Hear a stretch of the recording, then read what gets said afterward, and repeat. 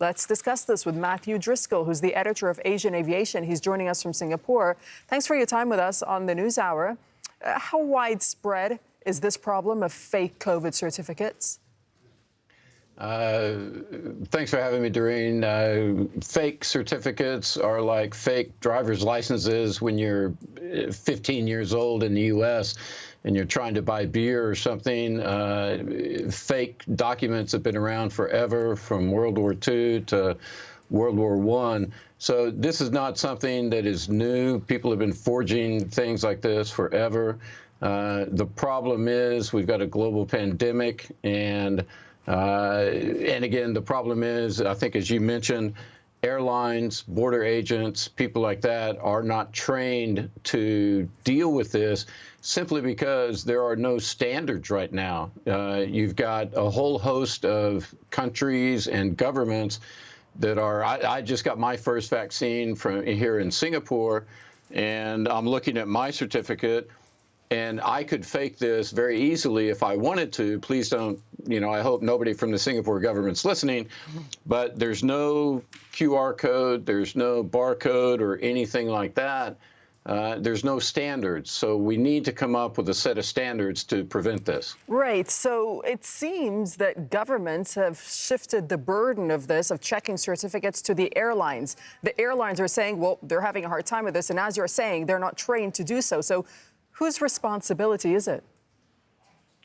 Well, I think it's the government's, because it's just like, if we're going to talk about vaccine passports or testing passports, call it whatever you will, but if you're going to cross a border, then the government needs to be responsible. Just like we have standards for your passport, whether you have a U.S. passport or a Japanese passport or a Chinese passport or a Qatari passport. That passport has to adhere to certain standards that is recognized that by every single government, every border you cross. When you cross the border and they slip it into the little scanner, and so all the digital codes that it's reading, we can have the same thing when it comes to COVID vaccinations or COVID testing. It just needs to be standardized. And Alexander Juniak, who was he just left as Director General of the International Air Transport Association, and I'm reading from a story from something he said the other day.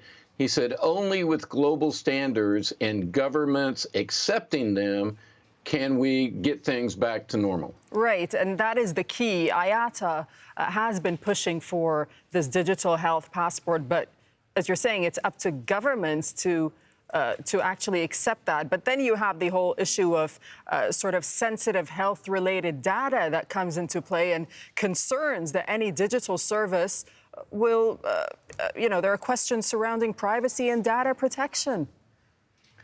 Listen, if you're on the internet right now, you have no privacy. I mean, come on, let's face it. There is no privacy anywhere. But getting back to what you originally said, I understand people are concerned about their health data and all of this.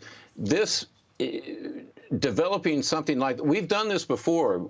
Previously, when I started traveling, when I was a lot younger, I'm not going to tell you how old I am now, but in the 80s, you had the yellow card with the vaccines listed and all of that. It's the same kind of thing. That card did not give people my entire health information. The same thing now. You can restrict it to only, okay, I got this test or I got this vaccine on this date from this clinic, and that's all you need. We've done it before. We can do it again. We need people like the World Health Organization and ICAO, the International Civil Aviation Organization, to come together and to say, these are the standards. It's not a difficult thing to do.